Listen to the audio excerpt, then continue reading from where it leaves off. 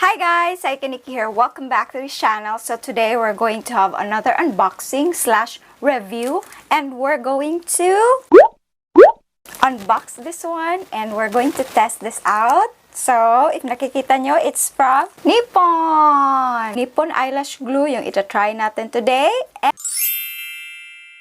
And i-open din natin. I got this from Shopee. Legit na store nila. Bare face because nasanay na kayo sa aking face na walang makeup. Ganun. Open na natin. Meron sila pa sticker. I bought dalawa yata to.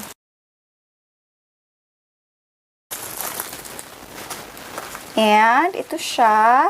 Nippon Lash Glue. Clear Finish Nippon Lash Glue. Meron ditong instructions. Yan. I have two.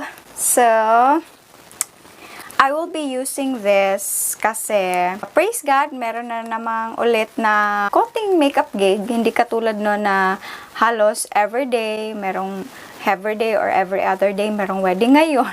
1 month isang wedding gig. Kawawa. So, ito, magagamit to, it's an investment. So, nakalagay pala dito is, yung claim nila ha, quick dry, 24-hour wear, waterproof, easy to use, unscented, safe, and effective. Then, nakalagay din dito, clear, finish, lash glue. Nippon Lash Glue promises a 24-hour adhesion, durability to experience worry-free all-day lash wear. I prefer to use natural lashes sana, but naubusan tayo ng natural lashes, so we're going to go with the Vavavoom lashes. Ito, try natin siya. Isa din to sa i-unbox natin. So, I got the... Saan ba ko to nakuha? Sa... Lagay ko na lang dito yung link. Basta, gamitin nyo yung link below ha, para naman, meron tayong konting commission, but it will never hurt your pocket kasi yun talaga yung price. Yeah. So, ano ba kaya? Meron ako ditong ito. Ayan.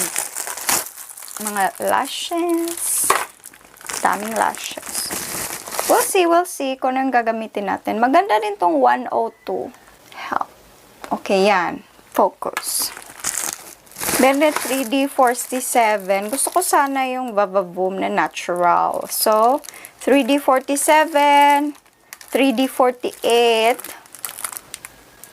Mga Vavavoom to siya, guys. Nakalimutan ko kung saan to siya na-shop. Kasi matagal na to sa akin. Hindi ko pa na-unbox. Diyos ko, kaloka. Marami pa talaga akong hindi na-unbox, guys. Kaya abang-abang kayo. Marami pa tayong mga unboxing video. So, without further ado, tapusin ko muna tong mga face ko. Maraming face.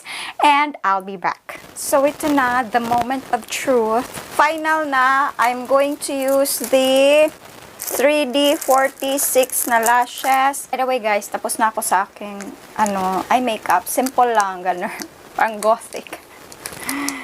Ito, try lang natin to siya. We're going to have a wear test as well. So, ano pala siya, guys? Clear white. What we're going to do is, i-apply na natin siya sa ating lashes. Mostly kasi, itong mga lashes na to, hindi naman talaga kasya sa ating mga mata. So, dapat natin to siyang i-trim.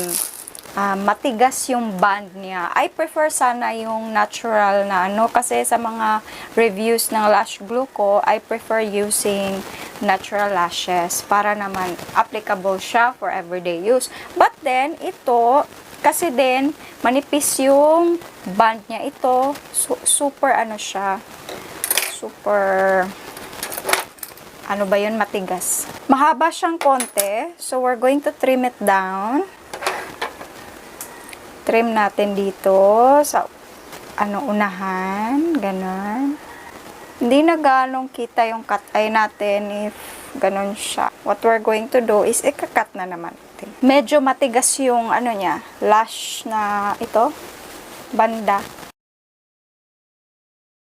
Konti lang yung lagay nyo, guys. Tapos, wag nyo diretsong salpak ha.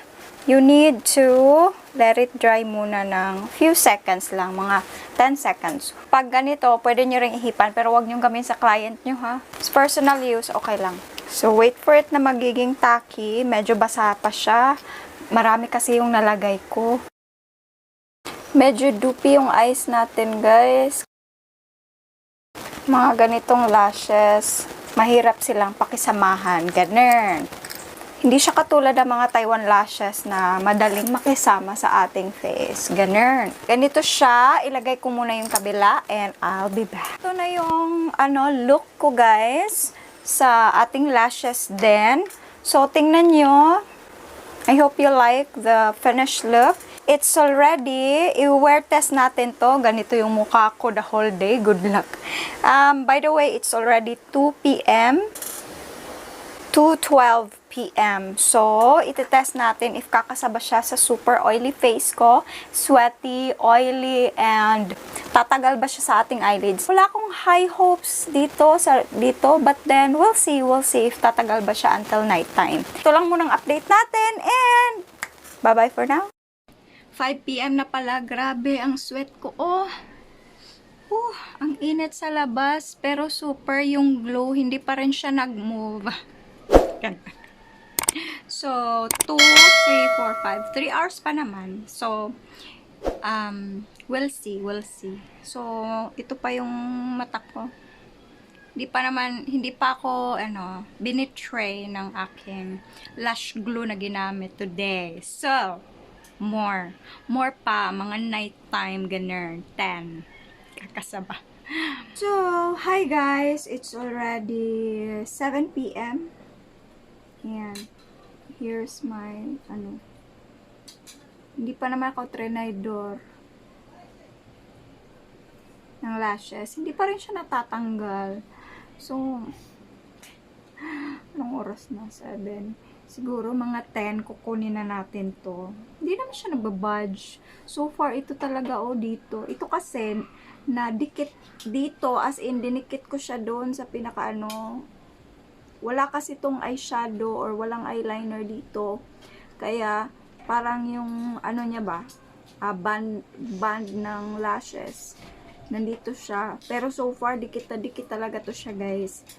And dito naman, sa sobrang dikit niya, paglagay ko, nadikit siya sa hair mismo, sa lashes. Kaya, original lashes ko. Kaya, medyo gumanon siya. Pero, strong pa rin siya. And, so, we'll wait until 10. Diyos ko, ito yung mukha ko until midnight na siguro. So, I'm going to update you. 10:47. Almost 11 na guys. And I need to go. Ito na lang yung final verdict natin kasi hindi niya talaga ako iniwan. Siguro if matutulog pa ako and then pagising ko, siguro ako nandito pa siya, char. Natanggal na yung ko dito guys. Mga liner kasi super init. Oily ng face ko. And na tayo? 2, 3, 4, 5, 6, 7, 8, 9, 10.